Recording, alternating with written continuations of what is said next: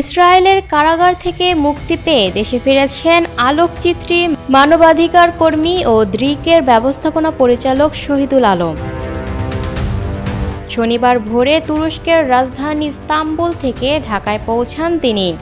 সাংবাদিকদের মুখোমুখি হয়ে তিনি বলেন, আমার সবচেয়ে অপমান বোধ হয়েছে যখন বাংলাদেশি পাসপোর্ট দেখে ইসরায়েলি সেনারা ক্ষিপ্ত হয়ে তা মাটিতে ছুঁড়ে ফেলে দেয়। এই অপমানের বিচার আদায় করতে হবে। গত বুধবার গাজাগামী নৌবহর ফ্রিডম ফ্লোটিলা দখল করে ইসরায়েলি বাহিনী। ওই বহরের কনসান্স নামের জাহাজে ছিলেন শহীদুল আলম সহ বিভিন্ন দেশের মানবাধিকার কর্মী ও সাংবাদিকরা। ইসরায়েলি সেনারা তাদের আটক করে নিয়ে যায় কারাগারে।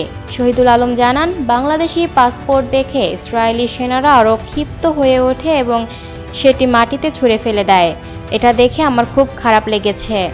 একটি দেশের পাসপোর্ট এভাবে অপমান করা কোনোভাবেই মেনে নেওয়া যায় না। এর ন্যায়বিচার আমাদের আদায় করতে হবে। ইসরায়েলের কারাগারে কঠিন সময় পার করার অভিজ্ঞতা বর্ণনা করে তিনি বলেন, আমাদের ওপর নির্যাতন গেছে, কঠিন সময় কেটেছে, তবে গাজার মানুষ যে অবস্থায় আছে তার তুলনায় আমাদের কষ্ট কিছুই না। গাজাবাসী যতক্ষণ মুক্ত না হয় আমাদের কাজ শেষ হয়নি। তিনি আরও বলেন, আমাদের মতো আরও হাজার ফ্লোটিলা যাওয়া দরকার। যতদিন না ফিলিস্তিন স্বাধীন হয়, আমাদের আসল সংগ্রাম এখনও বাকি আছে।